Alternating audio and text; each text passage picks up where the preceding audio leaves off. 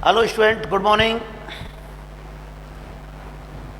कल हमने इलेक्ट्रोस्टैटिक्स के अंतर्गत इलेक्ट्रिक फील्ड को स्टार्ट किया था। इलेक्ट्रिक फील्ड से रिलेटेड कुछ क्वेश्चन भी किए थे और जो लास्ट टाइम हम रीड कर रहे थे, कल स्टडी कर रहे थे, वो था पॉइंट चार्ज। कि कोई पॉइंट चार्ज है Q और उससे R डिस्टेंस पर जो इलेक्ट्रिक फील्ड इंटेंसिटी होती है उसका रिजल्ट आया था E equal to KQ upon R square. और वेक्टर फॉर्म में भी हमने इसको लिखा था कि E vector equal to KQ upon R cube और R वेक्टर। और इसमें R वेक्टर क्या था बच्चों कि जिस पॉइंट पर हम इलेक्ट्रिक फील्ड इंटेंसिटी फाइंड कर रहे हैं उसका पोजीशन वेक्टर था। तो यहाँ तक अपनी बात हो चुकी थी और अब इससे रिलेटेड हम कुछ क्वेश्चन करते हैं। तो एक क्वेश्चन बिल्कुल सिंपल सा क्वेश्चन है, उसको हम देखेंगे कि कोई एल्फा पार्टिकल है। ऐसे क्वेश्चन जनरली बिल्कुल सिंपल से क्वेश्चन है, बस अपने को अप्लाई करना आना चाहिए। तो क्या है वो क्वेश्चन कि एक एल्फा पार्टिकल के कारण कोई भी डिस्टेंस दे देते हैं अपन लोग कि एल्फा पार्टिकल से 3 सेंटीमीटर की डिस्टेंस पर, एल्फा पार्टिकल के कारण 3 सेंटीमीटर डिस्टेंस पर अपने को इलेक्ट्रिक फील्ड इंटेंसिटी फाइंड करनी है। तो एक क्वेश्चन है कि find the electric field intensity due to alpha particle at the distance of 3 centimetre from the alpha particle. तो एक क्वेश्चन है बच्चों, एक बार तुम लोग खुद सोचें कि कैसे करेंगे। तो बिल्कुल सिंपल देखें हम लोग कि यहाँ पर ये जो पार्टिकल, ये जो चार्ज है वो है एल्फा पार्टिकल। एल्फा पार्टिकल, और बच्चों एल्फा पार्टिकल से रिलेटेड हमें थोड़ा बहुत ज्ञान होना जरूरी है कि एल्फा पार्टिकल होता क्या है। तो एल्फा पार्टिकल अगर हम हीलियम जो एटम है उसमें से दोनों इलेक्ट्रॉन्स को निकाल लें, कहने का मतलब हो गया हीलियम में से दोनों इलेक्ट्रॉन को निकाल लिया तो क्या बचेगा, ओनली हीलियम का न्यूक्लियस बचेगा +2। इसी को हम एल्फा पार्टिकल बोलते हैं, इसी को हम एल्फा पार्टिकल बोलते हैं, the nucleus of helium atom. तो इस पर चार्ज कितना हो जाएगा, Q की वैल्यू क्या हो जाएगी, ये हो जाएगा 2E प्लस का 2E। और इसकी वैल्यू पुट करते हैं हम लोग, E की वैल्यू होती है 1.6 इंटू 10⁻⁻⁻ का 19 कूलम। तो सॉल्व करके आ जाएगा 3.2 इंटू 10⁻⁻ का 19 कूलम। ये तो है Q की वैल्यू। और R कितने डिस्टेंस पर हमें पूछा जा रहा है, तो हमें कितने डिस्टेंस पर पूछा जा रहा है, R इक्वल टू दे रखा है 3 सेंटीमीटर। बोले तो इसको हम मीटर में कन्वर्ट कर सकते हैं, तो 3 इंटू 10⁻⁻ का 2 मीटर। तो ये है बच्चों डिस्टेंस। अब पॉइंट चार्ज, एल्फा पार्टिकल है, ऑलरेडी वो पार्टिकल है तो पॉइंट चार्ज मानेंगे। तो पॉइंट चार्ज माने तो उसको क्या लिख सकते हैं हम लोग कि E इक्वल टू होता है KQ अपॉन R स्क्वायर। इसमें वैल्यू पुट कर देंगे हम लोग, तो ये हो जाएगा 9 इंटू 10⁹ इंटू Q की वैल्यू पुट कर दें 3.2 इंटू 10⁻⁻ का 19 अपॉन, और देखें बच्चों इसको रखेंगे स्क्वायर करेंगे तो ये हो जाएगा 9 इंटू 10⁻⁻ का 4 न्यूटन अपॉन कूलम।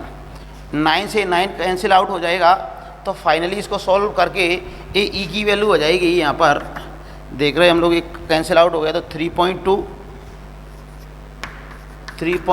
इंटू 10⁻⁻ का 6। एक बार और चेक कर लेते हैं हम लोग, माइनस का 10 और माइनस का 6। ठीक है बच्चों, तो ए इसका आंसर आया है। और देख रहे हैं हम लोग ऐसे इस टाइप के क्वेश्चन कि जैसे, अब उन क्वेश्चनों को मैं कराऊंगा नहीं, ऐसे ही बता देता हूं कि ऐसे क्वेश्चन बहुत सारे बनते हैं, क्योंकि अपन ऑलरेडी जो कूलम्स लॉ की प्रॉब्लम की थी वहाँ पर हम ऐसे कर चुके हैं क्वेश्चनों को। एक बार मैं बता दूं कि कोई सिस्टम है पॉइंट चार्ज से बना हुआ और हमें उसकी वजह से इंटेंसिटी फाइंड करनी है। फॉर एग्जांपल ऐसे क्वेश्चन किए थे हमने, ट्राइंगल वाले किए थे, स्क्वायर वाले भी किए थे। वो सारे क्वेश्चन जैसे कि मैं फॉर एग्जांपल यहाँ पर लिख दूँ, Q चार्ज है और Q चार्ज है और इस पॉइंट पर अपने को क्या फाइंड करना है, इस पॉइंट पर हमें इलेक्ट्रिक फील्ड इंटेंसिटी फाइंड करनी है। ई की वैल्यू फाइंड करनी है।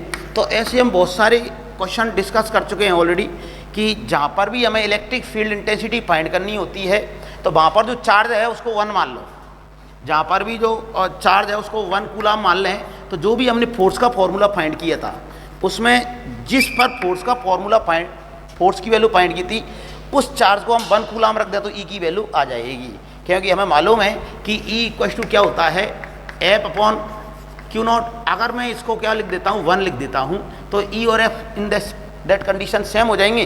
तो हम कहेंगे कि वो जो अपने रिजल्ट आए थे, अपन ने बहुत जितने भी क्वेश्चन किए थे वहाँ पर जिस पॉइंट पर अपने फोर्स की वैल्यू फाइंड की है, अगर वहाँ पर वो चार्ज नहीं रखा होता, जैसे कि यहाँ पर अभी कोई चार्ज नहीं रखा हुआ है और हमें इलेक्ट्रिक फील्ड इंटेंसिटी फाइंड करनी होती, तो हमने जो फोर्स के क्वेश्चन किए हैं उसमें उस चार्ज को 1 रख देंगे तो सेम कंसेप्ट पर है जो भी प्रिंसिपल ऑफ सुपरपोजिशन में हमने देखा था। ये प्लस है तो इसकी वजह से इधर की तरफ आउटवर्ड, रेडियली आउटवर्ड, इधर से रेडियली आउटवर्ड, ये कितना हो जाएगा K Q upon are square. अगर ये साइड ए माने तो ये हो जाएगा ए स्क्वायर, ये हो जाएगा के क्यू अपॉन ए स्क्वायर, और ये एंगल हमें मालूम है 60 डिग्री का होता है तो ये कितना आ जाएगा √3 के क्यू अपॉन ए स्क्वायर।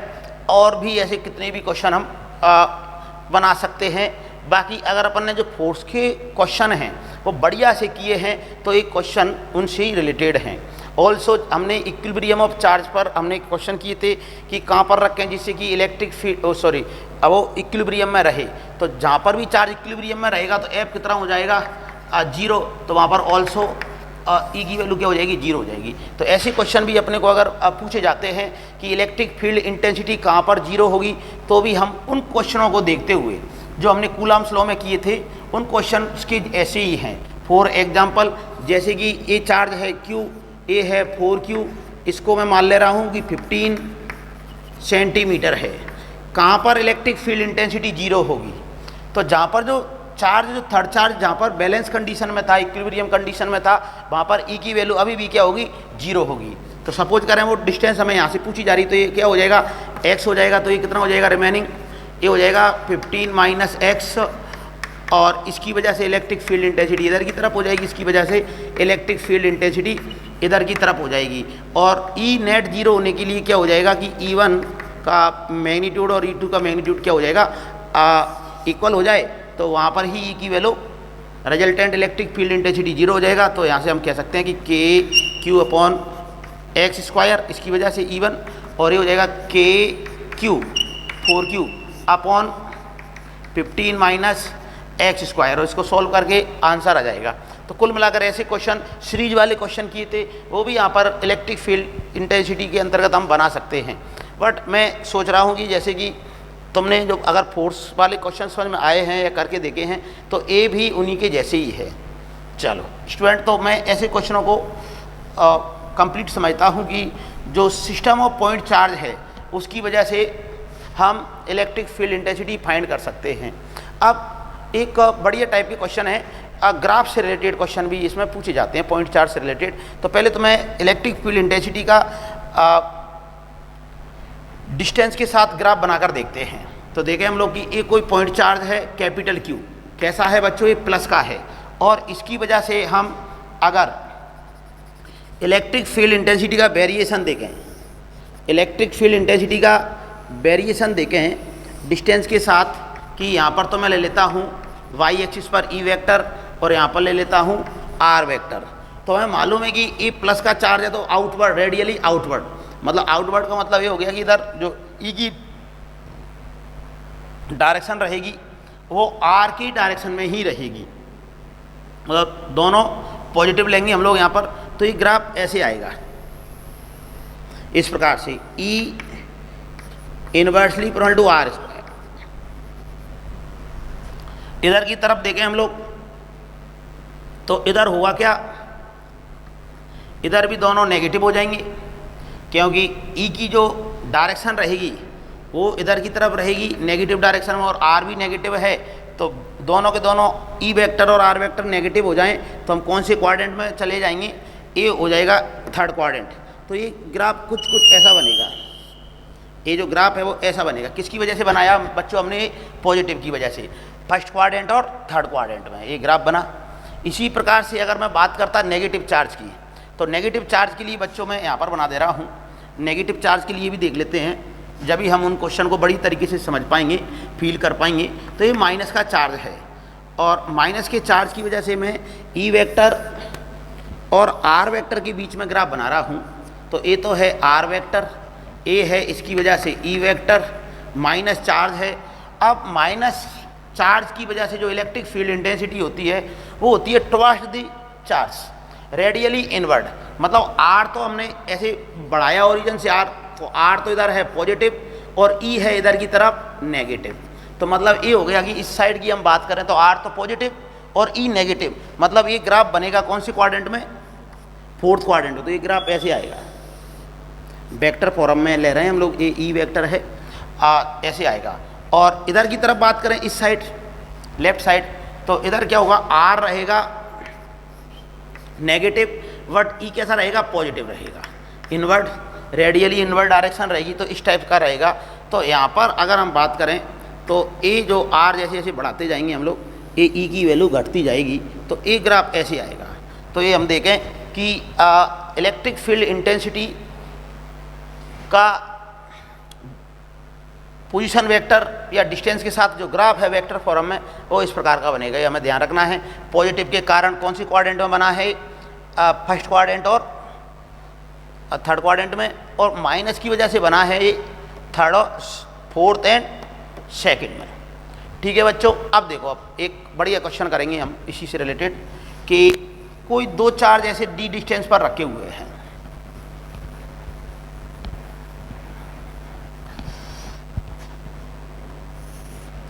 इस प्रकार से यहाँ पर तो है प्लस का क्यू चार्ज, यहाँ पर है प्लस का क्यू चार्ज, और इनके बीच की डिस्टेंस मान ले रहा हूँ कि डी है।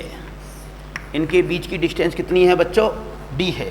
तो हमें ई और आर में ग्राफ बनाना है, या फिर एक कहें हम लोग कि ऑप्शन दे रखे हों तो भी हमें अपने को उनमें से चेक करके कि कौन सा ऑप्शन सही है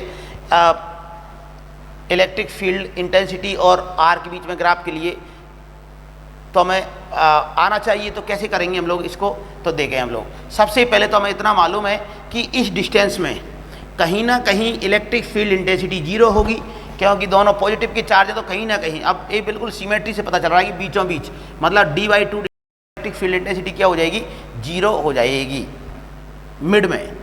ठीक है, तो E1 E2 बराबर हो जाएंगे, वहाँ पर जीरो हो जाएगी, तो बीचों बीच। तो सबसे पहले तो हमने देखा कि इलेक्ट्रिक फील्ड इंटेंसिटी कहीं जीरो होगी कि नहीं होगी। तो यहाँ पर और यहाँ पर देखिए हम लोग कैसे ग्राफ बन जाएगा, और ए है डिस्टेंस। तो सबसे पहले तो मैंने बात की कि यहाँ पर डी/2 पर इंटेंसिटी जीरो होने वाली है, तो ये पॉइंट को मैंने पहले से ही टिक मार्क कर लिया कि यहाँ पर इलेक्ट्रिक फील्ड इंटेंसिटी जीरो बनानी है। अब देखो कैसे, ई वेक्टर इधर की तरफ है और आर वेक्टर इधर की तरफ है। तो बच्चों देख रहे हैं हम लोग, क्या देख रहे हैं कि इसके लिए पॉजिटिव चार्ज है, तो इसका जो ग्राफ बनेगा वो कैसे बनेगा ये हम देख चुके हैं, अभी देखा है। ताकि पॉजिटिव की चार्ज की वजह से कौन सी क्वाड्रेंट में बनता है? फर्स्ट में और थर्ड में। तो कुल मिलाकर ये तो ऐसा हो गया इधर की तरफ, और इधर की तरफ क्या हो जाएगा? ये थर्ड में बन जाएगा, इसकी वजह से थर्ड में बन जाएगा। बट हमें मालूम है डी/2 पर क्या करना है? जीरो बनाना। तो ये घटते हुए यहाँ पर जीरो हो जाएगा। अगेन यहाँ पर देखें कि प्लस चार्ज है, तो इसकी वजह से भी ग्राफ कैसे बनेगा? इधर की तरफ, और ये जीरो हो जाएगा डी/2 पर जाकर। और यहाँ पर देखें तो ये फर्स्ट क्वाड्रेंट के बाद थर्ड क्वाड्रेंट में ये ऐसे हो जाएगा। तो बच्चों इसका जो ग्राफ है वेरिएशन है, ई का वेरिएशन डिस्टेंस के साथ कैसे होने वाला है वो हम यहाँ पर देख पा रहे हैं कि ये ग्राफ इस टाइप से बनेगा। इसमें ज़्यादा कुछ नहीं करना। देखो, अगर मैं इस पार्ट को छुपा लूँ तो ये वही डायग्राम नज़र आ रहा है अपने को। कौन सा डायग्राम? जो कि पॉजिटिव के कारण बनता है। इसी प्रकार से यहाँ पर देखें तो पॉजिटिव चार्ज है, तो अगर मैं इसको रफ कर दूँ इधर के पार्ट को, तो ये पहले जैसा ही डायग्राम है इस प्रकार से। तो एक क्वेश्चन हमने देखा, एक इसमें थोड़ा सा वेरिएशन करके एक क्वेश्चन और डिस्कस करते हैं हम लोग। एक क्वेश्चन और डिस्कस करेंगे बच्चों। इस बार मैं एक चार्ज को माइनस का ले लेता हूँ। यहाँ पर इस चार्ज को मैंने माइनस का ले लिया है, और फिर हमें ई और आर में ग्राफ देखना है कैसे बनेगा। तो इस बार सबसे पहले तो हम बात करें कि क्या कहीं ई की वैल्यू जीरो हो सकती है क्या? तो आंसर रहेगा कि इनके दोनों के बीच में तो ई की वैल्यू जीरो नहीं हो सकती, क्योंकि ये दोनों की वजह से इलेक्ट्रिक फील्ड इंटेंसिटी है वो कैसी है बच्चों, सेम डायरेक्शन में है, इसलिए कहीं भी इनके बीच में डी डिस्टेंस में इलेक्ट्रिक फील्ड इंटेंसिटी ई की वैल्यू जीरो नहीं होगी। इधर देखें हम लोग तो क्या हो सकती है, क्या इधर भी इसकी वजह से हमेशा बढ़ी रहेगी, और इधर की बात करें तो इधर भी क्या होगा कि इसकी वजह से हमेशा बढ़ी रहेगी।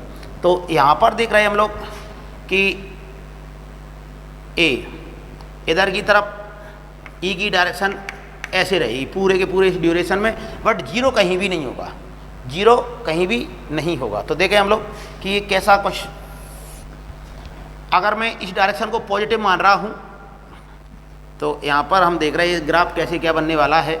तो ग्राफ के लिए पहले के जैसा हम दो लाइनें ड्रॉ कर लेते हैं इसके मिड में। अब एक पॉजिटिव चार्ज है, पॉजिटिव चार्ज के कारण हम देख चुके हैं कि ये ग्राफ ऐसे आ रहा है, आर वेक्टर हो गया, ई वेक्टर हो गया इधर की तरफ, और चूंकि इसमें कहीं भी जीरो होने वाला है नहीं, दोनों बल्कि ऐड और हो रहे हैं, तो ये जो ग्राफ है ये इनके बीच में जो ग्राफ आएगा वो कुछ कुछ ऐसा आने वाला है। यहाँ पर देख रहे हैं हम लोग, इसकी वजह से ए माइनस का हो जाएगा, और इसमें देखें तो इधर की तरफ तो ई की वैल्यू तो पॉजिटिव है और आर की वैल्यू नेगेटिव है, मतलब ये ग्राफ।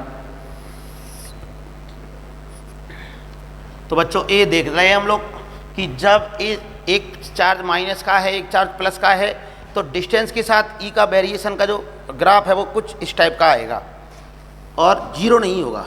इतना हमें ध्यान रखना है कि जीरो नहीं होगा, जीरो भी नहीं होगा, और इस प्रकार से है देख रहे हैं हम लोग। और भी क्वेश्चन हम कर सकते हैं, एक लास्ट क्वेश्चन और देखते हैं इस टाइप का ग्राफ से रिलेटेड प्रॉब्लम।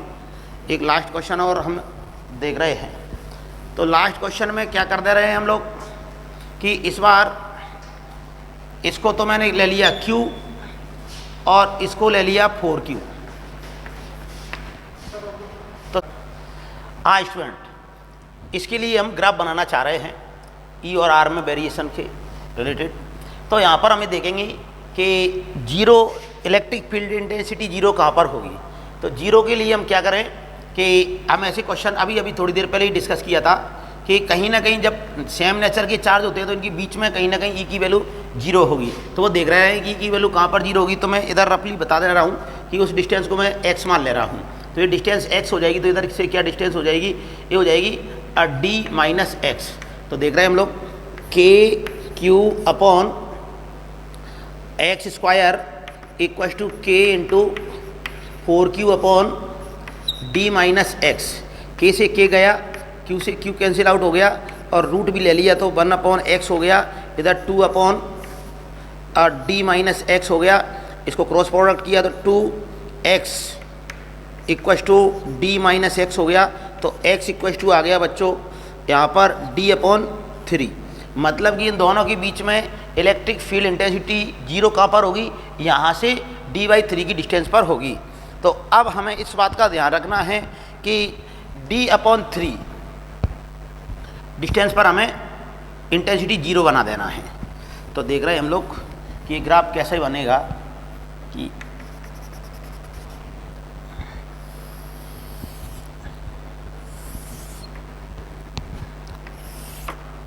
ए प्लस का चार्ज है, तो प्लस के चार्ज के कारण जो ग्राफ बनता है वो अपन पहले से ही बता चुके हैं कि कौन से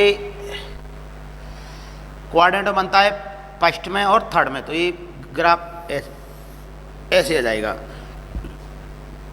इसी प्रकार से यहाँ पर देखेंगे ग्राफ ऐसे आ जाएगा। बट हमें मालूम है कि d/3 पर इधर कितनी डिस्टेंस पर d/3 पर इसको जीरो बनाना है, तो ये जीरो बना देंगे। और यहाँ ए भी प्लस है तो फर्स्ट क्वाड्रेंट और थर्ड क्वाड्रेंट में हम ग्राफ बनाते हैं तो ये ऐसे बन जाएगा। तो ये जीरो भी बना दिए हम लोगों ने, और आफ्टर दैट ये इस टाइप से आ जाएगा। इसका ग्राफ देख लें हम लोग कि ये जो वेरिएशन आएगा ई का वो ऐसे आएगा कुछ कुछ, और ये जीरो कहाँ पर होगा ये भी हमें पता है तो और अच्छी बात है। तो देख रहे हैं बच्चों ये जो ग्राफ हैं वो अगर टिपिकल लगते हों तो ये देखने में भले ही तुम्हें टिपिकल लगते हो, बाकी ऐसा कुछ है नहीं। एक बार और डिस्कस कर रहा हूँ मैं, एक क्वेश्चन लास्ट क्वेश्चन और करते हैं कि इस बार किसी बच्चे के मन में यार वो सारे माइनस होता तो क्या होता। बिल्कुल हम इस क्वेश्चन को डिस्कस करेंगे। इस क्वेश्चन के लिए हम ग्राफ बनाकर देख रहे हैं बच्चों। तो इस क्वेश्चन का ग्राफ बनाने के लिए एक बार मैं इसको रब कर दूं और इसके लिए हम ट्राई करेंगे कि ग्राफ कैसे बनेगा। तो सबसे पहले तो हमें देख रहे हैं कि ई की वैल्यू 0 कहाँ पर होगी या नहीं भी होगी। तो हमें मालूम है कि जब अपोजिट नेचर के चार्ज होते हैं, अपोजिट नेचर के चार्ज होते हैं और डिफरेंट मैग्नीट्यूड के हैं, तो इक्विलिब्रियम कंडीशन उधर की तरफ बनती है जिधर का चार्ज छोटा होता है और बाहर की तरफ बनती है। मतलब कि ये जो ई की वैल्यू 0 रहेगी, ये हम जब फोर्स से रिलेटेड क्वेश्चन किए थे तब बताया था, ये मैंने नोट डलवा कर बताया, नोट लिखवाया था कि जब भी अपोजिट नेचर के चार्ज होते हैं तो इक्विलिब्रियम कंडीशन दोनों चार्ज की बाहर की तरफ उस ओर बनती है जिधर का चार्ज छोटा होता है। तो फिलहाल तो हम यहाँ पर ए डिस्टेंस को ले लेता हूँ मैं उस पोजीशन को फाइंड करने के लिए x, तो ए हो जाएगा d प्लस एक्स और स्टूडेंट क्या हो जाएगा k q upon X square बराबर k into 4q upon d plus x का होल स्क्वायर। k से k गया, q से q कैंसिल आउट हो गया, रूट ले लिया और इसको सॉल्व किया तो आ गया d प्लस एक्स, इधर से उधर किया तो 2x equal to d plus x और x इक्वल टू आ गया स्टूडेंट d। तो यहाँ पर हमने देखा कि इंटेंसिटी जो 0 होगी वो इस साइड होगी, तो इनका बीच का ग्राफ दे कहते हैं हम लोग। हालांकि जब अपने पास ऑप्शन दिए जाएंगे ग्राफ से रिलेटेड ऑब्जेक्टिव क्वेश्चन पेपर में तो इजी वे में अपन उसको पहचान लेंगे। फिर भी हम एक बार ऐसे सोच कर देखते हैं कि ऑप्शन ना हो और हमें ग्राफ बनाना हो तो कैसे बनाएंगे। तो हमें ये बात तो पता चल चुकी है इस अभी तक कि 0 कहाँ पर होगी, इंटेंसिटी इधर कहीं होगी। तो देख रहे हैं बच्चों, एक ग्राफ बनाने के लिए मैं लाइनें ड्रॉ कर ले रहा हूँ जहाँ पर ई का मैग्नीट्यूड बताना है, ई का, और ए आर है। सबसे पहले तो हम पॉजिटिव चार्ज के लिए बात करें तो पॉजिटिव चार्ज के लिए हमें मालूम है कि ग्राफ कौन से क्वाड्रेंट में बनता है। ए बनेगा, ये टच नहीं होता है, ये पैरेलल बनाकर छोड़ देंगे क्योंकि इनफाइनाइट पर 0 होता है तो ये टच नहीं करेगा। ए आर वेक्टर है और ये ई वेक्टर है। तो ये ग्राफ ऐसे आया। अब इनके बीच में देख रहे हैं हम लोग माइनस की वजह से इनवर्ड, पॉजिटिव की वजह से आउटवर्ड, तो यहाँ पर ऐड हो जाएंगे, मतलब कहीं भी 0 नहीं होगा इसके बीच में। तो पॉजिटिव चार्ज है तो पॉजिटिव चार्ज के कारण फर्स्ट क्वाड्रेंट और थर्ड क्वाड्रेंट, तो ये ग्राफ ऐसे आएगा। 0 होगा नहीं तो ये ग्राफ ऐसे आएगा बच्चों इनके बीच में। हाँ, अब देख रहे हैं हम लोग ए माइनस का चार्ज है तो माइनस के लिए फोर्थ में बनता है ग्राफ और सेकंड में, तो फोर्थ में तो हम बना चुके हैं। सेकंड के लिए बात करें तो सेकंड वाले केसेज में ऐसे बनेगा ग्राफ, ऐसे बनेगा बच्चों। और डी पर जो डिस्टेंस है डी यहाँ से यहाँ तक, उस पर 0 हो जाएगी, इंटेंसिटी 0 हो जाएगी। उसके बाद ये ग्राफ कुछ ऐसे आ जाएगा। तो ये हमने देखा कि अपोजिट नेचर के चार्ज हैं तो कैसे क्या बनाएंगे हम ग्राफ, अपोजिट नेचर और डिफरेंट मैग्नीट्यूड के हैं। तो ये हमने ग्राफ से रिलेटेड क्वेश्चन किए। और point system of point charge से रिलेटेड इलेक्ट्रिक फील्ड इंटेंसिटी हमने, चूँकि फोर्स जैसे ही होते हैं वो क्वेश्चन, इसलिए हम उसको डिस्टर्ब नहीं कर रहे। अब आफ्टर दैट आगे चर्चा करते हैं electric field intensity due to continuous charge distribution. अभी तक हमने जो इलेक्ट्रिक फील्ड इंटेंसिटी फाइंड की है वो की है बच्चों पॉइंट चार्ज की वजह से। अब करेंगे हम लोग कंटिन्यूअस चार्ज डिस्ट्रीब्यूशन, जैसे कोई रॉड है, रिंग है, इस टाइप से कंटिन्यूअस चार्ज डिस्ट्रीब्यूशन के कारण इलेक्ट्रिक फील्ड इंटेंसिटी हम फाइंड करने जा रहे हैं। तो देखें हम लोग, एक बढ़िया क्वेश्चन है, उसको चाहते तो हम कूलम्स लॉ में करा सकते थे पर अब कर ले रहे हैं। क्वेश्चन ए है बच्चों कि एक कोई रॉड है, ए एल लेंथ की रॉड है जो कि कैपिटल क्यू चार्ज से यूनिफॉर्मली चार्ज्ड है, कैपिटल क्यू चार्ज से यूनिफॉर्मली चार्ज्ड है। और इस रॉड की वजह से इसके एंड से, इस रॉड की वजह से इसके एंड से कितनी डिस्टेंस पर, ए डिस्टेंस पर कोई पॉइंट ले लेता हूं मैं P। इस पॉइंट पर हमें इलेक्ट्रिक फील्ड इंटेंसिटी फाइंड करनी है, इलेक्ट्रिक फील्ड इंटेंसिटी फाइंड करनी है। तो देखें हम लोग, अब ये जो रॉड है एक कंटिन्यूअस चार्ज डिस्ट्रीब्यूशन से रिलेटेड है, मतलब ये पॉइंट चार्ज नहीं है बच्चों। बट इसमें कुछ बच्चे मिसकंसेप्ट क्या लगा देते हैं वो मैं बता रहा हूँ तुम्हारे को, कि वो सोचते हैं कि जो चार्ज है उसको हम सेंटर ऑफ मास पर मान लेते हैं। मिसकंसेप्ट वाली बात चल रही है। ये मैं कोई करेक्ट सॉल्यूशन नहीं बता रहा हूँ इसका। कुछ बच्चे क्या दिमाग लगाते हैं या क्या मिसकंसेप्ट लगाते हैं कि इस पूरे चार्ज को यहाँ पर कंसीडर कर लेते हैं कि ये पूरा का पूरा चार्ज सेंटर ऑफ मास पर रखा हुआ है, तो ये डिस्टेंस कितनी मान लेंगे फिर L/2, तो ए हो जाएगी, और ए है तो ए हो जाएगा ए प्लस L/2 डिस्टेंस पर वो पूरा का पूरा चार्ज मान लेंगे, और फिर इसको पॉइंट चार्ज मानते हुए E equal to KQ upon a plus L/2 का स्क्वायर ऐसे करते हैं, जो कि बिल्कुल ही बिल्कुल रॉन्ग कंसेप्ट, मतलब मिसकंसेप्ट है, गलत कंसेप्ट है। ऐसा अगर हम सोचते हैं तो ये गलत है। उसका रीज़न क्या है मैं बता रहा हूँ कि यहाँ पर हम बात करें, अगर मैं कोई दो एलिमेंट ले लेता हूँ, यहाँ पर ले लेता हूँ एक एलिमेंट और एक एलिमेंट मैं यहाँ पर ले लेता हूँ, उन दोनों के लिए जो E की वैल्यू है वो सेम नहीं रहेगी, क्योंकि डिस्टेंस क्या है, अलग है, इसके लिए अलग रहेगी, इसके लिए अलग रहेगी। और दूसरी बात क्या हो गई, नेक्स्ट की इन्वर्सली इक्वल टू है, स्क्वायर में इन्वर्सली इक्वल टू है, इस वजह से ए अपन ने अगर ऐसा सोचा है तो ये बिल्कुल गलत है। तो सही क्या है फिर वो हम देखेंगे कि ऐसी कंडीशन में इस लेंथ को, इस पूरी की पूरी रॉड को हम पॉइंट चार्ज नहीं मान सकते हैं। तो बच्चों हम क्या करेंगे, इसका एक छोटा सा एलिमेंट लेते हैं, बहुत ही छोटा सा एलिमेंट, और छोटे से एलिमेंट को हम पॉइंट चार्ज फिर मान सकते हैं। तो कितनी डिस्टेंस पर इस चार्ज से, इस चार्ज से मैं x डिस्टेंस पर, इस चार्ज से x डिस्टेंस पर एक एलिमेंट लिया मैंने dx लेंथ का। कितनी लेंथ का एलिमेंट लिया है, dx लेंथ का। अब इस छोटे से टुकड़े को, इस छोटे से एलिमेंट को मैं क्या कह सकता हूँ कि पॉइंट चार्ज मान सकता हूँ, क्योंकि ये बहुत छोटा है तो इस पर चार्ज भी बहुत छोटा होगा। तो इस पर जो चार्ज रहेगा वो रहेगा dq। तो सबसे पहले तो हमें पता लगा लें कि dq होगा कितना। तो हमें मालूम है कैसे कि लैम्बडा इक्वल टू क्या हो जाएगा, यहाँ पर यूनिफॉर्मली चार्ज है, डिस्ट्रीब्यूट है, चार्ज की वैल्यू सेम समान रूप से इस पर डिस्ट्रीब्यूट हो रखी है, तो लैम्बडा बराबर हो जाएगा Q अपॉन L। और ये जो छोटी सी लेंथ है उस पर जो चार्ज है dq बराबर हो जाएगा लैम्बडा dx, और लैम्बडा की वैल्यू मैं यहाँ से पुट कर दूँ तो ये हो जाएगा QL dx। तो बच्चों क्या कर रहे हैं हम लोग, इसकी वजह से DE निकाल लेते हैं कि एलिमेंट की वजह से इस पॉइंट P पर इलेक्ट्रिक फील्ड इंटेंसिटी कितनी होगी। तो ये हो जाएगा KQ का मतलब DQ अपॉन x स्क्वायर। इस DQ की वैल्यू पुट कर देते हैं हम लोग, तो हो जाएगा Q upon L dx upon x square.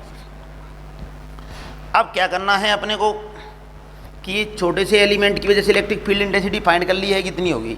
तो हम इसका इंटीग्रेशन करते हैं, तो इस कंप्लीट रॉड के कारण पॉइंट P पर इलेक्ट्रिक फील्ड इंटेंसिटी फाइंड हो जाएगी। तो मैं क्या कर दे रहा हूँ, अब इसको इंटीग्रेट कर दे रहा हूँ।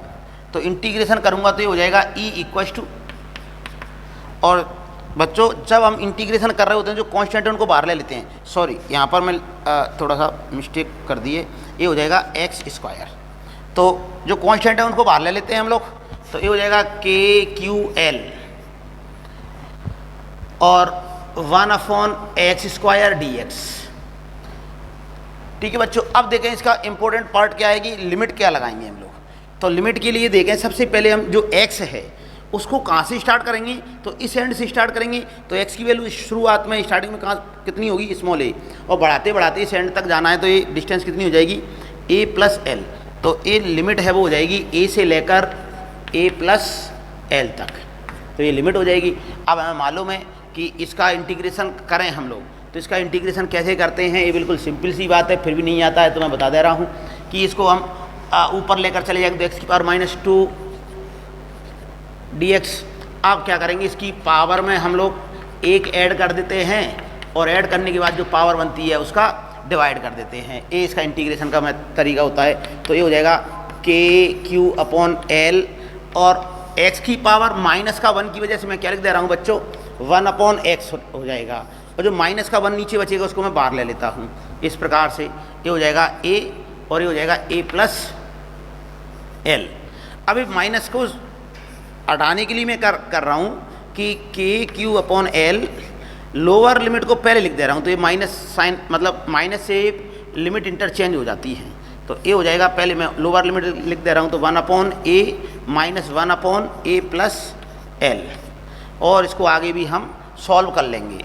तो E इक्वल टू क्या हो जाएगा, E इक्वल टू हो जाएगा KQL, इसको और सॉल्व, a+l का एलसीएम लिया तो a+l - a इस टाइप का टर्म बन रही है, तो इससे कैंसिल आउट हो गया, और इधर उधर मल्टीप्लाई करें तो भी देख लेंगे कि क्या आएगा। तो ये देख लेंगे कि इस टाइप से इसका इलेक्ट्रिक फील्ड इंटेंसिटी का रिजल्ट आने वाला है। E इक्वल टू KQ, अच्छा और देखें बच्चों, ए एल से एल भी कट गया, ए एल बचा ना, कट गया, तो बचा क्या यहाँ पर a+l। ए इंटेंसिटी का फॉर्मूला आया है, किसकी वजह से, रॉड की वजह से।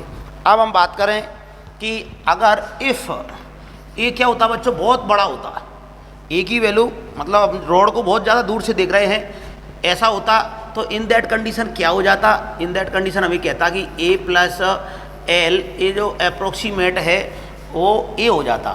तो देख सकते हैं हम लोग ऐसी कंडीशन, इस कंडीशन को मैं अप्लाई करूं, उसके बाद का रिजल्ट क्या आने वाला है, KQ/a², a² या r² या x² इस टाइप से, तो मतलब डिस्टेंस के इनवर्स इक्वल टू आ गया। और ये रिजल्ट किसके जैसा है, पॉइंट चार्ज के जैसा है।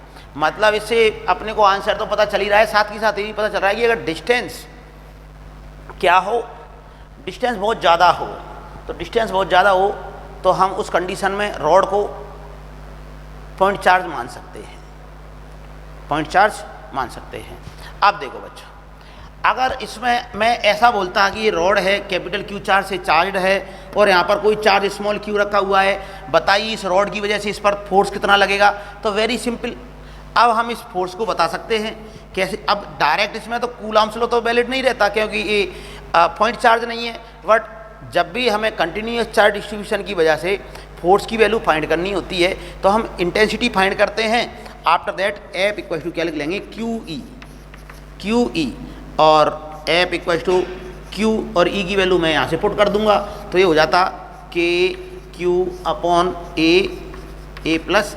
तो ऐसे करते हुए हम किसी पॉइंट चार्ज पर रॉड की वजह से फोर्स फाइंड कर सकते हैं। ठीक है स्टूडेंट। अच्छा, इस बात से इस रिजल्ट से मेरे को याद आया कि मैंने तुम्हारे को बोला था कि पॉइंट चार्ज एक्चुअल में सही डेफिनेशन क्या होती है वो अपन देखेंगे। उस समय मैंने बोला था कूलम्ब्स लॉ पढ़ाते समय कि पॉइंट चार्ज जो पॉइंट के जैसे दिखते हों उनको पॉइंट चार्ज कहते हैं, बट एक्चुअल डेफिनेशन क्या है वो हम देखेंगे कि ऐसा चार्ज डिस्ट्रीब्यूशन, पॉइंट चार्ज के बारे में स्टूडेंट देख लें सही डेफिनेशन क्या है पॉइंट चार्ज की। पॉइंट चार्ज सही डेफिनेशन है पॉइंट चार्ज की कि ऐसा चार्ज, चाहे वो कंटिन्यूअस हो, डिसकंटिन्यूअस हो, कैसा भी हो, ऐसा चार्ज जिसकी वजह से इलेक्ट्रिक फील्ड इंटेंसिटी डिस्टेंस के स्क्वायर के इन्वर्सली प्रोपोर्शनल होती है। अगर ये कंडीशन फुलफिल हो रही है तो उस चार्ज को हम पॉइंट चार्ज कहते हैं, भले ही वो पॉइंट के जैसा दिखे ना दिखे। तो सही डेफिनेशन क्या हुई बच्चों कि ऐसा चार्ज जिसके कारण इलेक्ट्रिक फील्ड इंटेंसिटी का वेरिएशन कैसा होता हो, डिस्टेंस के स्क्वायर की इन्वर्सली पॉइंट होता हो, एक कंडीशन फुलफिल हो रही होती है तो हम उसको बोलते हैं पॉइंट चार्ज। जैसे कि अभी के एग्जांपल में मैंने देखा था कि अगर मैं ए को बहुत बड़ा ले लेता हूँ तो वो जो रॉड का जो रिजल्ट है वो कैसा आ गया था, यहाँ पर आर की जगह a² आ गया था, तो वो इस लॉ को फॉलो कर रहा है। इट मीन्स उस कंडीशन में हम जो रॉड है उसको हम पॉइंट चार्ज मान सकते हैं। ठीक है बच्चों, तो ये पॉइंट चार्ज के बारे में हमने बात की थी। अब हम इससे रिलेटेड कुछ और बातें करने वाले हैं, कंटिन्यूअस चार्ज डिस्ट्रीब्यूशन से रिलेटेड। तो अब सबसे पहले हम बात करेंगे रिंग के कारण। रिंग के कारण या रिंग के कोई पार्ट ले रहे हैं, छोटा सा टुकड़ा ले लेते हैं, पूरी रिंग नहीं ले रहे हैं, तो उसकी वजह से इंटेंसिटी के बारे में हम जानकारी अब ले रहे हैं। तो एक कोई रिंग है, सर्कुलर रिंग है, और एक चार्ज है, यूनिफॉर्मली चार्ज है। इसमें एक दो कंडीशन हम कंसीडर करनी पड़ेंगी कि एक तो ये यूनिफॉर्मली चार्ज है और सेंटर पर निकाल रहे हैं। तो लिख रहे हैं हम लोग electric field intensity due to uniformly charge, uniformly charged ring और पार्ट ऑफ रिंग और part of ring at the centre. Centre पर हम फाइंड करेंगे। तो इसके लिए एक जनरल फॉर्म में मैं क्वेश्चन करके देखता हूं कि ये कोई रिंग है, आर्क कह सकते हैं चाहे तो हम, ये पूरे के पूरे इस सर्किल का बड़ा सर्किल बनाए हम लोग इसको मिलाते हुए, तो वो आर्क का कोई रिंग का कोई पार्ट ले लिया है और इसका जो सेंटर आएगा, ऐसे हम पूरी कंप्लीट रिंग बनाए तो उसका सेंटर कहीं कुछ इस तरह की तरफ आ रहा है और यहाँ पर जो लीनियर चार्ज डेंसिटी है वो है लैम्बडा। तो इसके कारण हमें इसके सेंटर पर क्या फाइंड करना है बच्चों, इलेक्ट्रिक फील्ड इंटेंसिटी फाइंड करना है। तो कैसे फाइंड करेंगे, तो सबसे पहले तो हम ये देखेंगे कि इस सेंटर को इसके कॉर्नर से मिला दें और इस एंगल को हम देखें। ये एंगल के बारे में पता होना जरूरी है कि ये एंगल कितना है सेंटर पर जो बन रहा है। तो सपोज कर मैं जनरल फॉर्म में मान लेता हूँ कि एंगल एल्फा है। कितना एंगल है बच्चों, एल्फा है। यूनिफॉर्मली चार्ज है। तो सबसे पहले तो हम बात करेंगे इसकी डायरेक्शन किधर की तरफ रहेगी। तो इसकी डायरेक्शन चूँकि पॉजिटिव चार्ज है तो पॉजिटिव चार्ज के कारण क्या होगी, रेडियली आउटवर्ड रहेगी ये। और यहाँ पर चूँकि ये डिस्ट्रीब्यूटेड है तो इसकी डायरेक्शन कहाँ पर रहेगी, तो इसका जो बाइसेक्टर मतलब जो एंगल है उसका आधा कहाँ पर होगा, उधर से बाहर की तरफ, ये इसकी डायरेक्शन रहेगी। तो बच्चों ये हमें देखना है कि कोई पार्ट है रिंग का जिसको आर्क बोल सकते हैं हम लोग, चाप बोल सकते हैं। तो उसकी वजह से सेंटर पर इलेक्ट्रिक फील्ड इंटेंसिटी की बात करें तो सबसे पहले तो डायरेक्शन की बात करें, डायरेक्शन किधर की तरफ रहेगी। तो जो एंगल का बाइसेक्टर है, एंगल का आधा है, जैसे कि एल्फा है तो ये कितना हो जाएगा, टोटली α/2 हो जाएगा, उधर का भी α/2 हो जाएगा। तो उसके बीचों बीच से अगर प्लस का चार्ज है तो आउटवर्ड और माइनस का चार्ज है तो इनवर्ड। तो ये तो ही डायरेक्शन की बात। अब बात कर रहे हैं हम इसके मैग्नीट्यूड की। तो मैग्नीट्यूड के लिए क्या करेंगे हम लोग, इसका रिजल्ट को अपन डायरेक्ट याद रखेंगे। क्या हो जाएगा इसका रिजल्ट, 2k λ/r साइन α/2। तो बच्चों ये इसका रिजल्ट को अपने को याद रखना है कि रिंग के पार्ट के कारण इलेक्ट्रिक फील्ड इंटेंसिटी किधर की तरफ होगी, डायरेक्शन की जो एंगल का मिड होता है उधर की तरफ, प्लस चार्ज है तो बाहर की तरफ, माइनस का चार्ज है तो अंदर की तरफ। और कितनी होती है, 2k λ/r साइन α/2। अगर मैं इसको थीटा मान लूँ तो यहाँ पर साइन θ/2 भी हम लिख सकते हैं। ठीक है बच्चों, इसको हमें याद रखना है इस फॉर्मूले को। अब अगर स्टूडेंट सोच रहा है कि कैसे आया, क्या डेरिवेशन है इसका, तो मैं अब डेरिवेशन बता रहा हूँ। बाकी डेरिवेशंस करने का इसका रिजल्ट ही अपने को याद रखना है, क्योंकि डेरिवेशन करने बैठ गए तो अपन उसमें 1-2 मिनट खर्च हो जाएंगे। तो ये जो कॉम्पिटिटिव एग्जाम है उसमें बहुत मैटर करता है टाइम, इस वजह से अपन डायरेक्ट रिजल्ट याद रखेंगे। अब मैं क्या कर रहा हूँ बच्चों कि टोटली एंगल कितना है, एल्फा है। अब मैं यहाँ पर एक एलिमेंट ले लेता हूँ, ये पूरा एंगल एल्फा है और मैं यहाँ पर एक एलिमेंट ले लेता हूँ ऐसे करते हुए। कितने एंगल पर लिया है मैंने, थीटा पर। कितना लेंथ का लिया है, डी थीटा। ये जो एंगल है, एलिमेंट जो एंगल बना रहा है वो है डी थीटा। तो इसकी वजह से ए हो गया डी क्यू। इसकी वजह से जो इलेक्ट्रिक फील्ड इंटेंसिटी की डायरेक्शन रहेगी वो इधर की तरफ रहेगी, जिसको मैं बोल रहा हूँ डी ई। ये बिल्कुल सीमेट्रिकली हमने थीटा एंगल पर इधर भी क्या किया, ऐसा ही ऐसा एलिमेंट एक और ले लिया जिस पर चार्ज डी क्यू है और डायरेक्शन, और ये एंगल कितना बना रहा है यहाँ पर, ये भी डी थीटा ही बना रहा है सेम टू सेम। और इसकी तरफ, इसकी वजह से जो डायरेक्शन है वो इधर की तरफ रहेगी, मैग्नीट्यूड सेम रहेगा क्योंकि हमने बिल्कुल आइडेंटिकल एलिमेंट लिए हैं और थीटा एंगल पर लिए हैं। इस लाइन से कितने पर लिए हैं, थीटा एंगल पर लिए हैं। तो ए एंगल कितना हो जाएगा, थीटा, और ए बी एंगल कितना हो जाएगा, थीटा हो जाएगा। तो अब हम इसका कंपोनेंट लें तो इधर की तरफ कितना आ जाएगा, इसका भी डी ई कॉस थीटा, इसका भी डी कॉस थीटा। तो टोटल मिलाकर आ जाएगा 2 डी ई कॉस थीटा। और ये जो कंपोनेंट हैं ये कैंसिल आउट हो जाएंगे। सीमेट्रिकली लेने का यही फ़ायदा हुआ कि कैंसिल आउट हो जाएं, तो ये कैंसिल आउट हो जाएंगे। तो नेट रिजल्टेंट जो इलेक्ट्रिक फील्ड इंटेंसिटी आई इनकी वजह से वो कितनी आई है बच्चों, वो हम देख रहे हैं। तो ये देखें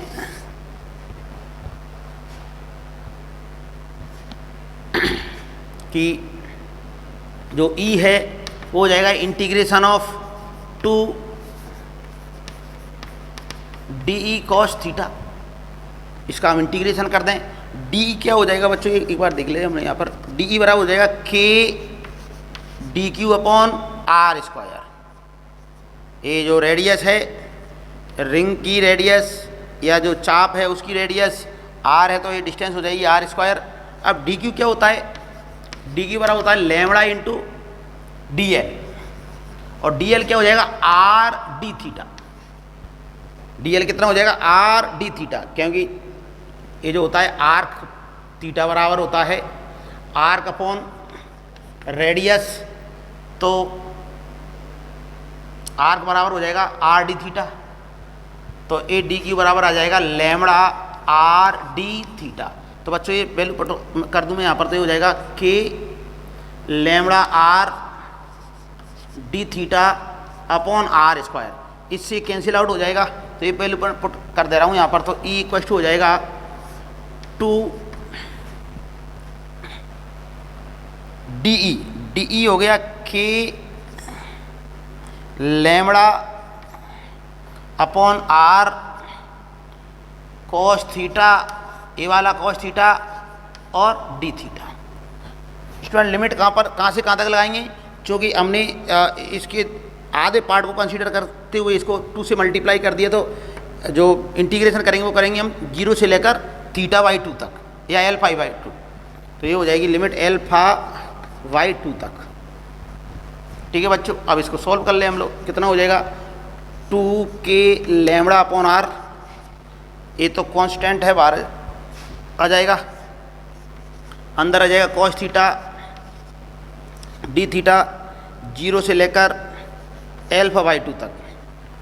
अब कॉस थीटा का इंटीग्रेशन होता है साइन थीटा, और लिमिट वगैरह पुट करें तो अपना जो रिजल्ट है, कौन सा रिजल्ट है जिसको कि मैंने बोला याद रखना है, वही रिजल्ट अपने को आ जाएगा कि ई equal to 2 k lambda upon are sine alpha by 2 या थीटा बाई 2, जैसा भी अपन जो एंगल ले रहे हैं। तो बच्चों ये है वो रिजल्ट।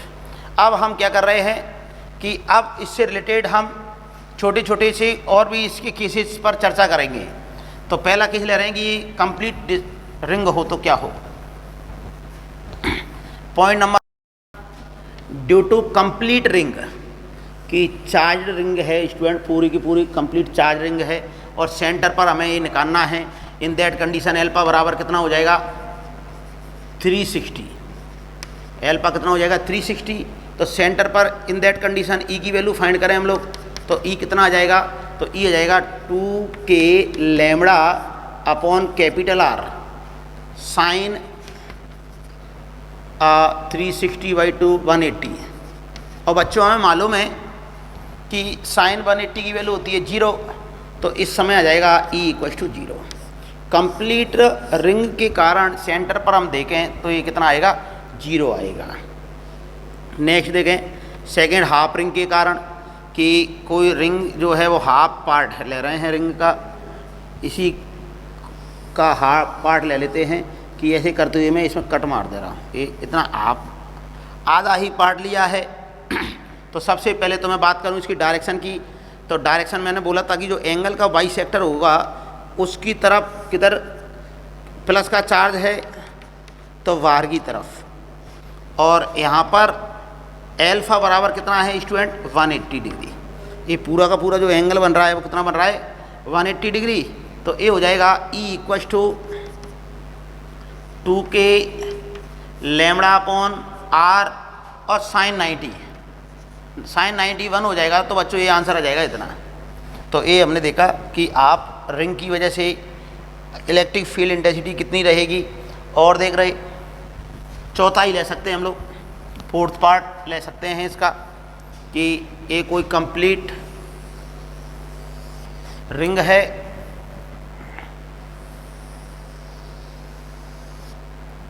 और कंप्लीट रिंग का एक पार्ट ले लेता हूँ इस बार में, इतना सा ही है रिंग का पार्ट, और इसकी वजह से हमें सेंटर पर इस पॉइंट पर इलेक्ट्रिक फील्ड इंटेंसिटी फाइंड करनी है। तो ये जो एंगल है, ये कितना एंगल है बच्चों, 90 डिग्री, मतलब एल्फा की वैल्यू हो जाएगी 90 डिग्री। तो ये जो ई है ये हो जाएगा 2k lambda upon are sine 45 alpha by 2, 90/2 करेंगे तो कितना आ जाएगा 45, और इसकी वैल्यू होती है 1/√2। एक कैंसिल आउट हो जाएगा तो ये आ जाएगा E equal to √2k lambda upon R. तो ये फोर्थ पार्ट के कारण आ गया। डायरेक्शन की चर्चा करें कि डायरेक्शन किधर की तरफ रहेगी, तो बिल्कुल बता सकते हैं हम लोग।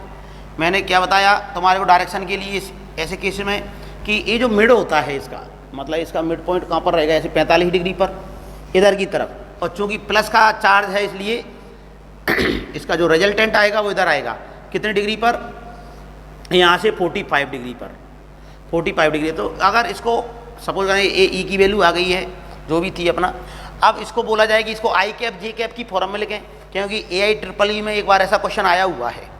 किस टाइप का क्वेश्चन आया हुआ है, जिसमें ऑप्शन आई कैप जे कैप की फॉर्म में दिए गए थे बच्चों। तो हमें आई कैप जे कैप की फॉर्म में बिल्कुल दे सकते हैं, हमें डायरेक्शन पता है, एंगल पता है, तो कैसे नहीं लिख सकते। इसको इधर की तरफ क्या लिख देंगे, ये तो हो जाएगा E vector equal to E sine 45 minus का आई कैफ इधर की तरफ, प्लस सेम तरीके से ई सॉरी यहाँ पर तो आएगा कॉस 45, हालांकि 45 में साइन कॉस बराबर होते हैं, फिर भी अपन मान रहे हैं कि इधर कॉस कंपोनेंट इधर साइन कंपोनेंट। तो ये हो जाएगा ई साइन 45 और ये हो जाएगा जे कैप। तो ऐसे करते हुए अपन इसको आई कैप जे कैप की फॉर्म में लिख सकते हैं। हाँ तो बच्चों ये ऐसे करते हुए हम वेक्टर फॉर्म में भी इसको लिख सकते हैं। अब आगे और चर्चा करते हैं इसी से रिलेटेड। अब ऐसे क्वेश्चन स्टूडेंट खुद बना सकते हैं, किस प्रकार से कि मान लो सपोज करें कोई ऐसा क्वेश्चन है इस प्रकार से, इतना सा ही पार्ट दे दिया जा रहा है जो कि सेंटर पर आर रेडियस है और सेंटर पर कितना एंगल बन रहा है 60 डिग्री। तो बिल्कुल स्टूडेंट कर सकता है भी, कैसे करेगा कि इधर की तरफ डायरेक्शन तो इधर की तरफ हो जाएगी E बराबर 2k lambda upon R, 2k lambda upon are sine कितना हो जाएगा बच्चों एल्फा बाई 2, मतलब ये एल्फा की वैल्यू 60 डिग्री है तो 30 हो जाएगा यहाँ पर, और 30 की वैल्यू होती है बच्चों कितना हाफ, हाफ से हाफ गया तो a आ जाएगा k lambda upon R, k lambda upon R, ऐसे रिजल्ट आ जाएगा। तो कुल मिलाकर हम इस टाइप के कोई रिंग का पार्ट दे दिया जाए तो हम ऐसे क्वेश्चन कर सकते हैं। अब एक क्वेश्चन और कर रहे हैं, देखो थोड़ा सा इसका लेवल बढ़ाते हुए और भी देख रहे हैं हम लोग। लेवल तो क्या है, इसमें टिपिकल क्वेश्चन बनेंगे ही नहीं, फिर भी एक बार देख लेते हैं कि हम लोग प्लस माइनस दोनों चार्ज को जोड़ दे रहे हैं कि ये कोई रिंग है आर रेडियस की, और इसके आधा जो पार्ट है हाफ पार्ट पर तो है बच्चों प्लस का चार्ज और लैम्बडा है, और इधर की तरफ है माइनस का चार्ज,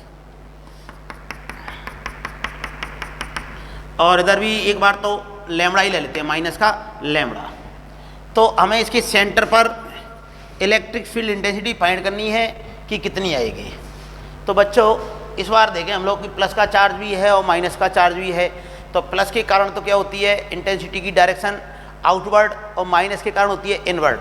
तो जो सेंटर है उस पर मैं डायरेक्शन बनाऊँ तो प्लस के कारण इधर की तरफ रहेगा आउटवर्ड, जिसको कि मैं E1 बोल सकता हूँ, और माइनस के कारण भी इनवर्ड, इनवर्ड का मतलब सेम डायरेक्शन में E1 E2 भी उधर ही रहेगा। और चूंकि हम देख पा रहे हैं सिमेट्री से कि इसका भी लैम्बडा है उसकी भी डेंसिटी लैम्बडा है, तो एक का जो भी डेंसिटी आएगी उसको डबल कर देंगे तो अपना आंसर आ जाएगा। तो E बराबर इस क्वेश्चन का जो आंसर है वो क्या हो जाएगा, E equal to 2 into 2k lambda, ये जो फॉर्मूला होता है उस वो लिख रहा हूँ मैं, 2k lambda sign alpha by 2, मतलब ये एंगल कितना बन रहा है एक पार्ट के कारण 180, तो आधा कितना हो जाएगा 90 डिग्री। तो ये आ गया बच्चों finally 4k lambda upon are. हाँ अगर मैं इसको 2k लैम्बडा लिख देता तो वो तो क्या होता कि उसके अकॉर्डिंग इसकी इंटेंसिटी और बढ़ जाती, अगर ए मान लो मैं अलग अलग दे देता तो अपने को फिर ऐसे डायरेक्ट नहीं करके जोड़ना पड़ता। चाहो तो अपन एक कर ही लेते हैं कि ए तो है 2k लैम्बडा और ए है माइनस का 3k लैम्बडा, माइनस का 3 लैम्बडा, सॉरी के नहीं 3 लैम्बडा। तो इसका जो हाफ रिंग है वो यूनिफॉर्मली चार्ज्ड है, कितनी डेंसिटी से 2 लैम्बडा से, और इधर जो माइनस की डेंसिटी है वो कितनी है 3 लैम्बडा, माइनस का 3 लैम्बडा। तो अब डायरेक्शन वो वैल्यू फाइंड करनी है सेंटर पर, तो कर सकते हैं हम लोग। प्लस के कारण E1 उधर की तरफ, माइनस के कारण E2 उधर की तरफ, और बच्चों ए इस बार अलग अलग रहेगी, इसकी वैल्यू अलग अलग रहेगी, तो कोई दिक्कत वाली बात नहीं। इनको हम डायरेक्ट जोड़ देंगे E1 प्लस E2, तो E इक्वल टू हो जाएगा 2k लैम्बडा, लैम्बडा कितना है प्लस वाले का इतना अपॉन R, प्लस माइनस के लिए बात करें तो 2k लैम्बडा, लैम्बडा कितना हो जाएगा 3 लैम्बडा अपॉन R, और साइन थीटा यहाँ पर जो साइन एल्फा y2 कितना हो जाएगा 1 हो जाएगा, इसलिए मैंने वो लिखा नहीं। तो कुल मिलाकर यहाँ पर कितना आ गया फाइनली E इक्वल टू बात करें तो k lambda upon R, k lambda upon R common ले लूँ तो ये हो जाएगा 4 और 6 10। तो इस बार ये जो आंसर आएगा वो ऐसे आ जाएगा। एक क्वेश्चन और लेते हैं हम ऐसा कि इस बार जो रिंग है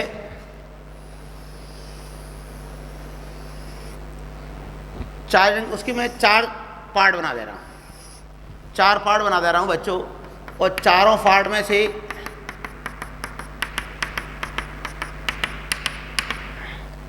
तीन पार्ट को तो मैं लैम्बडा लैम्बडा लैम्बडा प्लस का बना दिया, और एक पार्ट को मैंने माइनस का लैम्बडा बना दिया। हमें सेंटर पर E की वैल्यू फाइंड करनी है कि कितनी रहेगी। इस पॉइंट O पर जो कि सेंटर है उस पर हमें बताना है कि E की वैल्यू क्या रहेगी। अब इसमें क्या किया हमने, ये जो लैम्बडा है ये बराबर मान लिया है। बराबर कंसीडर करने से क्या फ़ायदा होगा कि ए पार्ट का जो इंटेंसिटी रहेगी वो कैंसिल आउट हो जाएगी, मतलब इधर की पार्ट की इधर की पार्ट की जो इंटेंसिटी है वो opposite in direction but equal in magnitude होने की वजह से कैंसिल आउट हो जाएगी। तो बचे कितने, केवल 2 ही पार्ट बचेंगे।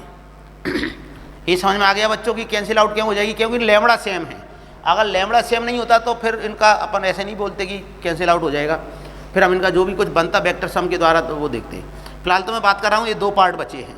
तो ए प्लस का चार्ज है तो उसकी वजह से इधर की तरफ E1, माइनस का चार्ज है तो उधर की तरफ E2। अब चूंकि हम देख पा रहे हैं कि ये लैम्बडा है और ये भी लैम्बडा है, इसलिए हम डायरेक्ट जोड़ देंगे इनको, और डायरेक्ट जोड़कर क्या हो जाएगा कि E equal to E1 plus E2, direction same होने की वजह से डायरेक्ट जोड़ दिया जा रहा है, और सी में ए लैम्बडा की वैल्यू सेम है तो मैं 2 से मल्टीप्लाई कर दे रहा हूँ कि 2 into 2k lambda upon R, और साइन एल्फा y2 बोले तो 90 अपॉन 2। तो बच्चों जो भी रिजल्ट आ रहा है वो इसका आंसर रहेगा। तो ये हमने देखा कि रिंग के सेंटर पर हम कैसे क्या निकाल सकते हैं, और भी इसको और भी कॉम्प्लिकेटेड बनाना चाहे तो बना सकते हैं, पर कंसेप्ट यही लगेगा कि इसको लैम्बडा बना दिया, 2 लैम्बडा बना दिया, 3 लैम्बडा बना दिया, 4 लैम्बडा बना दिया, कुछ भी कर दे, वेक्टर सम आता है तो हम कर सकते हैं ऐसे क्वेश्चनों को, और फॉर्मूला हमें याद रखना है। चलो तो ये कंप्लीट हुआ ये टॉपिक। अब आगे चर्चा कर रहे हैं बच्चों कि रिंग के कारण हम एक्सियल पॉइंट पर इलेक्ट्रिक फील्ड इंटेंसिटी फाइंड करना चाह रहे हैं। तो देखें हम लोग कि ए कोई रिंग है, ऐसे करते हुए ये 3D कॉन्फ़िगरेशन है। ये रिंग ऐसे रखी हुई है कि रिंग का जो प्लेन है वो बोर्ड के परपेंडिकुलर है। रिंग का जो प्लेन है वो कैसा है बच्चों, बोर्ड के परपेंडिकुलर है। तो इसको मैं ऐसे बना दे रहा हूँ, और ए जिसका सेंटर हो गया, ए इसकी रेडियस हो गई है कितनी, कैपिटल R ले लेता हूँ मैं, और ये यूनिफॉर्मली चार्ज्ड है। ऐसे करते हुए यूनिफॉर्मली चार्ज्ड है, कितने चार्ज से, कैपिटल Q चार्ज से, और हमें इसके सेंटर से x डिस्टेंस पर कोई पॉइंट P ले लेते हैं, उस पॉइंट P पर हमें इंटेंसिटी फाइंड करनी है। अब बच्चों इसको हम पॉइंट चार्ज तो मान नहीं सकते, क्योंकि जो रिंग है वही तो डिस्ट्रीब्यूटेड मास सिस्टम हो गया, चार्ज डिस्ट्रीब्यूशन कंटिन्यूस है। तो क्या बात कर रहे हैं हम लोग कि यहाँ पर के क्यू अपॉन एक्स स्क्वायर वाला फॉर्मूला डायरेक्ट नहीं लगा सकते हम लोग, तो हम क्या करें फिर से अगेन एलिमेंट ले लेते हैं। एलिमेंट लेने का तरीका क्या रहेगा यहाँ पर कि यहाँ पर मैं एक एलिमेंट लेता हूँ जिस पर चार्ज है डी क्यू और सीमेट्रिकली, मतलब हम ये जो डायमीटर है इसके उसके एक्रॉस आइडेंटिकल एलिमेंट लेते हैं जिन पर चार्ज कितना है डी क्यू और डी क्यू। आइडेंटिकल लेने से क्या फ़ायदा होगा कि ई की जो मैग्नीट्यूड आएगा वो सेम आएगा। आप देखो हमें मालूम है कि जो एलिमेंट है वो पॉइंट चार्ज की जैसा बिहेव करेगा, पॉइंट चार्ज की जैसा बिहेव करेगा तो रेडियली आउटवर्ड, प्लस का चार्ज है तो डायरेक्शन किधर की तरफ रहेगी, ऐसे करते हुए रेडियली आउटवर्ड, इसकी वजह से भी डायरेक्शन किधर की तरफ रहेगी, रेडियली आउटवर्ड। और ये हमें मालूम है अगर इसकी वैल्यू डी ई है तो इसकी वैल्यू भी क्या हो जाएगी बच्चों, डी ई हो जाएगी। मतलब डायरेक्शन अलग अलग है बट मैग्नीट्यूड क्या है, कैसा है, सेम है।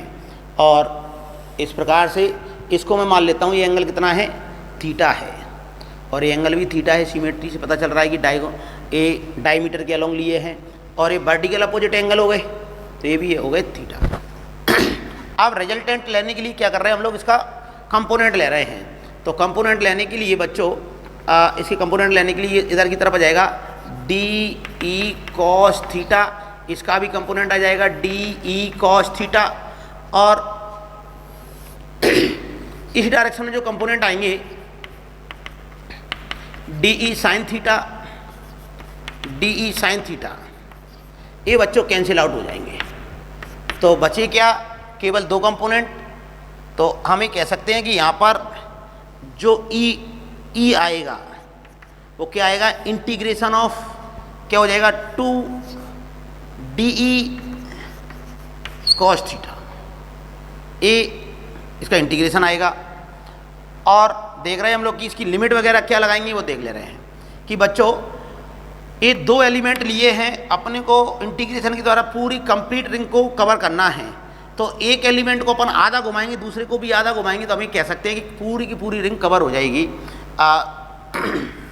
तो यहाँ पर 2 से मल्टीप्लाई किया है तो यहाँ पर मैं लिमिट लूँगा 0 से लेकर कैपिटल क्यू तक। एक कैपिटल क्यू कैसे आइडिया आया वो मैं बता दूँ, डी क्यू की वैल्यू पुट कर रहे हैं सबसे पहले। तो डी ई बराबर क्या हो जाएगा, डी ई बराबर हो जाएगा K Q upon are square. R क्या है बच्चों, ए डिस्टेंस है, पॉइंट चार्ज और पॉइंट के बीच की डिस्टेंस आर कंसीडर कर रहा हूं मैं, तो ए हो जाएगा आर स्क्वायर। बोले तो ए तो वैल्यू हो गई डी ई की, यहाँ पर कॉस थीटा और आ रहा है तो कॉस थीटा की वैल्यू भी मैं लिख सकता हूँ। कॉस थीटा बराबर होता है बेस अपॉन हाइपोटेनस, तो कॉस थीटा हो जाएगा बेस अपॉन हाइपोटेनस। ऐसा इस सारी की सारी बातों को मैं यहाँ पर लिख दे रहा हूँ। अच्छा, तो यहाँ पर जो लिमिट लगेगी वो किसकी लगेगी, क्यू बाई टू। यहाँ पर मैं क्या लिख दूंगा, Q/2। क्यों लिखा बच्चों, क्योंकि यहाँ पर 2 से मल्टीप्लाई कर दिया, मतलब एक एलिमेंट तो आधा ही तो कवर करेगा ना, तो और आधी रिंग पर कितना चार्ज रहेगा, Q/2। अगर Q से कैपिटल Q तक की लिमिट लगाएंगे तो फिर इस 2 को हम नहीं लेंगे काम में। तो देखें बच्चों, वैल्यू पुट कर दूं मैं इसको, तो ये हो जाएगा E = 0 से लेकर Q/2 two K D Q upon are square, cos theta की वैल्यू हो जाएगी एक्स अपॉन आर, तो ये हो जाएगा। इसको और देख रहे हैं सॉल्व करके, तो 2 के एक्स अपॉन आर क्यू, अंदर रह जाएगा डी क्यू, 0 से लेकर Q/2 तक। इसका इंटीग्रेशन क्या हो जाएगा, Q हो जाएगा, लिमिट पुट करेंगे तो इसका आएगा Q/2। इसका पूरे का रिजल्ट कितना आने वाला है, Q/2, और 2 से 2 कैंसिल आउट हो गया। तो मैं यहाँ पर लिख दे रहा हूँ जो भी रिजल्ट है उसको, E = KQ x upon RQ।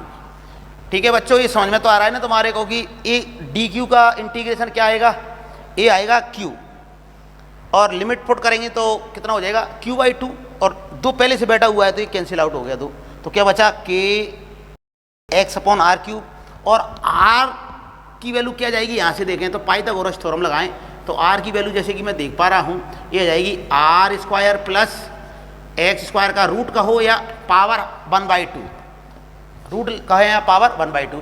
तो फाइनली इसमें जब मैं आर की वैल्यू पुट करूँगा तो ये रिजल्ट आ जाएगा, यहाँ पर लिख दे रहा हूँ। उस रिजल्ट को हमें अच्छे से याद रखना है बच्चों। ये डेरिवेशन केवल सेटिस्फिकेशन के लिए होते हैं, एक्चुअल में अपने को फॉर्मूला ही याद रखने होते हैं, क्योंकि एग्जाम में अपन उनके डेरिवेशन करने नहीं बैठेंगे। तो ये हो जाएगा E equal to K Q X upon are square plus X square की पावर 3/2। ये रिजल्ट है जिसको हमें याद रखना है। अब इससे रिलेटेड हम छोटी छोटी बातें और करने वाले हैं, इस रिजल्ट को ही लेकर इसमें कुछ पॉइंट्स की चर्चा करते हैं। तो बच्चों ये रिजल्ट हमें याद रखना है। एक रिजल्ट जो है वो कहाँ पर है, इंटेंसिटी एक्सियल पॉइंट पर, एक्सियल पॉइंट पर है। और जो हमने देखा था 2k lambda upon are α/2 sign α/2, ये कब काम आएगा, जब सेंटर पर निकाल रहे होंगे और ये एक्सिस के लिए है। चलो देख रहे हैं हम लोग कि इसमें कुछ एक पॉइंट्स की चर्चा करते हैं।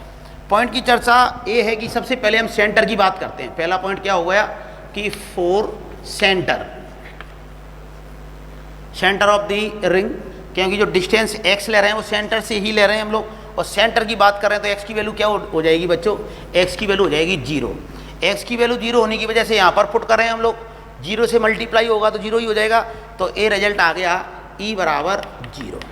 तो बच्चों ये देखा हमने कि रिंग के सेंटर पर इंटेंसिटी क्या होगी, 0 होगी। इस रिजल्ट से भी 0 आ रही है। और अभी हमने देखा था कंप्लीट रिंग के सेंटर पर देखा था तब भी 0 आई थी। तो किसी भी रिजल्ट से देखें वो तो 0 है तो 0 ही रहेगी अगर यूनिफॉर्मली चार्ज है तो। नेक्स्ट चर्चा कर रहे हैं सेकंड पॉइंट की, कि अगर बहुत ज़्यादा दूर पर है, x इक्वल टू हो गया बच्चों इनफाइनाइट, तो E की वैल्यू क्या होगी। तो यहाँ पर हम बात करें कि इनफाइनाइट डायरेक्ट नहीं रखेंगे हम लोग, इनफाइनाइट जैसे कि इनफाइनाइट हो अपॉन इनफाइनाइट बन जाएगा, तो ऐसा नहीं, इसको थोड़ा सा मैं कैलकुलेट करके थोड़ा सा लिख ले रहा हूँ। क्या हो जाएगा KQX अपॉन, अंदर से क्या किया मैंने, एक्स स्क्वायर को कॉमन ले लिया, एक्स स्क्वायर को कॉमन लिया तो 1/2 हटने की वजह से x हो जाएगा, और 3 और लग रही पावर तो x क्यूब हो जाएगा और अंदर रह जाएगा 1 plus R square plus X square, इससे कैंसिल आउट होकर एक्स स्क्वायर रह जाएगा। चाहो तो अलग से लिख लें हम लोग, KQ upon X square 1 plus R square upon X square. तो बच्चों अब मैं इसमें x की जगह इनफाइनाइट रख दूँ, x की जगह कितना पुट कर दे रहा हूँ मैं, इनफाइनाइट। तो हमें मालूम है कि इनफाइनाइट के डिवाइड करते हैं तो 0 हो जाता है तो इस ब्रैकेट की वैल्यू कितनी हो गई, 1 हो गई है। इस ब्रैकेट की वैल्यू 1 हो गई क्योंकि इनफाइनाइट का डिवाइड करते हैं तो 0 आता है। बट यहाँ पर इनफाइनाइट बैठा हुआ है तो 1 इंटू इनफाइनाइट तो इनफाइनाइट ही हो गया नीचे, तो इनफाइनाइट का डिवाइड करेंगे तो फिर से अगेन कितना आया, 0 आया। फिर से रिजल्ट कितना आया बच्चों, 0 आया। किसके लिए, x इक्वल टू इनफाइनाइट के लिए रिजल्ट 0 आ गया। तो हमने सेंटर पर देखा E की वैल्यू 0 आ रही है, इनफाइनाइट पर भी E की वैल्यू 0 आ रही है। कोई और कंडीशन भी लेते हैं बीच की, मिड में कोई और कंडीशन लेते हैं तो E बराबर देखते हैं हम लोग कहाँ पर, थर्ड केस में x बराबर r पर देखते हैं कैलकुलेट करके कि x बराबर r पर कितना रिजल्ट आने वाला है। तो मैं यहाँ पर ही पुट कर दे रहा हूँ, x और r को बराबर मान ले रहे हैं हम लोग। तो ये हो जाएगा x E इक्वल टू, ये हो जाएगा KQ कैपिटल R अपॉन, बच्चों ये क्या देख रहे हैं हम लोग कि ये हो जाएगा 2r स्क्वायर की पावर 3/2। जब पावर की भी पावर लगी होती तो पावर मल्टीप्लाई हो जाती है, तो ये आगे और सॉल्व करके लिखें तो ये हो जाएगा KQ R अपॉन 2√2r3, ये कैंसिल आउट हो गया तो ये आ गया finally KQ upon 2√2r square. ये कहाँ पर है, x बराबर r पर है। ये मैंने क्यों निकाला, मैंने ये इसलिए निकाला रिजल्ट कि सेंटर पर इंटेंसिटी कितनी आ रही है, 0, इनफाइनाइट पर भी कितनी आ रही है, 0, जबकि कोई मिड में हमने कोई पॉइंट लिया उस पर 0 नहीं आ रही है। तो अगर हम वेरिएशन का थोड़ा सोचें कि E के R के साथ या x के साथ, डिस्टेंस के साथ E का वेरिएशन कितना हो रहा है, तो सेंटर पर इंटेंसिटी 0 थी और आगे चल के नॉन 0 आ रही, तो मतलब इंटेंसिटी पहले बढ़ेगी, इंटेंसिटी बढ़ेगी पहले, कहीं किसी ना किसी पॉइंट पर मैक्सिमम हो जाएगी और उसके बाद घटेगी घटेगी और इनफाइनाइट पर जाकर फिर से अगेन क्या हो जाएगी, जीरो। ये आइडिया अपने को लग रहा है, क्योंकि सेंटर पर जीरो, फिर बढ़ते बढ़ते कहीं मैक्सिमम होगी, जैसे बीच में हम देख पा रहे हैं कि जीरो नहीं आ रही, तो ये पता नहीं कौन सी वैल्यू मैक्सिमम है, कौन सी है पता नहीं है अपने को, और फाइनली वैल्यू जीरो आ रही। मतलब ये ग्राफ जो आएगा वैसा आएगा कि पहले बढ़ेगा, मैक्सिमम होगा, फिर घटते घटते इनफाइनाइट पर जीरो हो जाएगा। तो अपन कंडीशन फाइंड कर रहे हैं कि कंडीशन फॉर ई मैक्स कि कहाँ पर ई की वैल्यू मैक्सिमम रहेगी। तो नेक्स्ट मैं डिस्कस करने जा रहा हूँ बच्चों condition for maximum intensity. Condition for E max कि ई की वैल्यू मैक्सिमम कहाँ पर होगी। तो ई का वेरिएशन किसके साथ देखा जा रहा है, एक्स के साथ। हमने 11th क्लास में बता रखा है मैक्सिमा और मिनिमा, कि जहाँ पर भी मैक्सिमम मिनिमा की बात करते हैं जो ग्राफ होता है उसका स्लोप कितना हो जाता है, जीरो हो जाता है। मतलब यहाँ पर ई और एक्स में जो ग्राफ ड्रॉ करेंगे उसका स्लोप क्या हो जाएगा बच्चों, जीरो हो जाएगा। तो D E upon D x बराबर जीरो पुट कर रहे हैं हम लोग। तो डी ई बराबर जीरो पुट करें तो यहाँ पर देखेंगे हम लोग कि इसका डिफरेंशिएशन कैसे करें। तो बच्चों डिफरेंशिएशन के लिए भी रूल्स होते हैं, डिनोमिनेटर और न्यूमरेटर। तो बात कर रहे हैं हम लोग कि ये तो है न्यूमरेटर और ये है डिनोमिनेटर।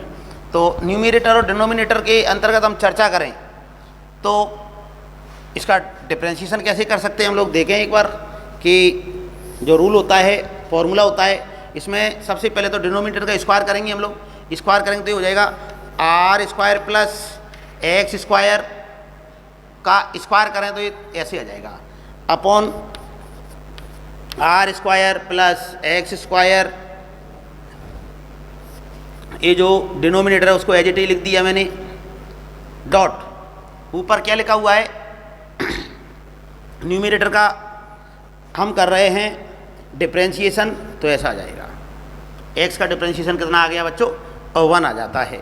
माइनस अब न्यूमरेटर को एज इट इज लिखे हम लोग, न्यूमरेटर को एज इट इज लिख दिया और डिनोमिनेटर का क्या कर रहे हैं हम लोग, डिफरेंशिएशन कर रहे हैं। तो ये हो जाएगा एक्स की पावर एन की जैसा फॉर्मूला, तो ये हो जाएगा 3y2 R square plus X square की पावर -1 करेंगे हम लोग। तो -1 करने के कारण यहाँ पर केवल हाफ बचेगा। अब चूँकि यहाँ पर x तो है नहीं, एक तो इसका एक बार फिर से अगेन करेंगे तो हो जाएगा 2x = 0। अच्छा, तो अब इसको हम डिफ्रेंशिएट तो कर दिया है, इसको बराबर 0 पे रख दिया। अब सॉल्व करें तो ये इधर जाएगा तो 0 हो जाएगा, के क्यू को हम कॉमन लेकर उधर भेज दें तो 0 हो जाएगा। इस R square plus X square की पावर हाफ भी कॉमन आ रहा, तो इधर क्या बचेगा, देखो इधर बच जाएगा R square plus X square. A common लिया है तो यहाँ पर पावर 1 ही बचेगी, इसके लिए और कुछ नहीं बचेगा, बराबर ये माइनस वाली टर्म को मैं उधर भेज दे रहा हूँ तो ये अपन ने हटाई दिया, ये 3 बच जाएगा तो 3x स्क्वायर। इसको मैं उधर की तरफ ले जाऊँ तो ये हो जाएगा फाइनली 2x स्क्वायर बराबर आर स्क्वायर। और देखें स्टूडेंट हम इसको, ये हो जाएगा x स्क्वायर बराबर आर स्क्वायर अपॉन 2। तो ये आ गया x बराबर बच्चों प्लस माइनस का r अपॉन √2। तो ये कंडीशन है ई मैक्स की। तो हमें ये पता चल गया कि सेंटर पर क्या है, ई की वैल्यू 0 है, आगे जाने पर बढ़ती जाएगी और r अपॉन √2 पर ये मैक्सिमम हो जाएगी। आफ्टर दैट घटेगी तो इनफाइनाइट पर क्या हो जाएगी बच्चों, इंटेंसिटी की वैल्यू 0 हो जाएगी। अब मैं ग्राफ ड्रॉ कर रहा हूँ। अगर ये कभी ग्राफ आ जाते हैं एग्जाम में, डायरेक्ट ग्राफ बनाने को आते हैं, तो हमें अपने माइंड में होना चाहिए कि वो ग्राफ हम कैसे सही टिक करके आएंगे। तो देख रहे हैं मैं वेक्टर फॉर्म में बना दे रहा हूँ ग्राफ। अगर एक तार केवल मैग्नीट्यूड की बात करें जब तो ये ग्राफ ऐसे आएगा, यूँ करते हुए बढ़ता जाएगा और कहीं ना कहीं इनफाइनाइट पर जाकर क्या हो जाएगा बच्चों, 0 हो जाएगा। और जो मैक्सिमम आया है इसका हम विशेष ध्यान रखेंगे, ये है r अपॉन √2। अगर ये बना रहे हैं हम लोग वेक्टर फॉर्म में तो इधर की तरफ भी बनाना पड़ेगा और इधर की तरफ एक ग्राफ की शेप कैसी आएगी देख ले रहे हैं कि ये घटता जाएगा और ऐसे करते हुए ये सिमेट्रिक आएगा, कुछ इस टाइप से आएगा। तो ये ग्राफ ऐसे आ जाएगा, ये हो जाएगा माइनस का r अपॉन √2। तो ये हमने देखा रिंग की वजह से सेंटर पर 0 आगे जाने पर बढ़ती जा रही है, वैल्यू बढ़ती जा रही है, R/2 पर मैक्सिमम हो गई और आफ्टर दैट घटती जाएगी। तो आज के लिए इतना ही सफिशिएंट स्टूडेंट, बाकी की बातें हम कल करेंगे। Thank you.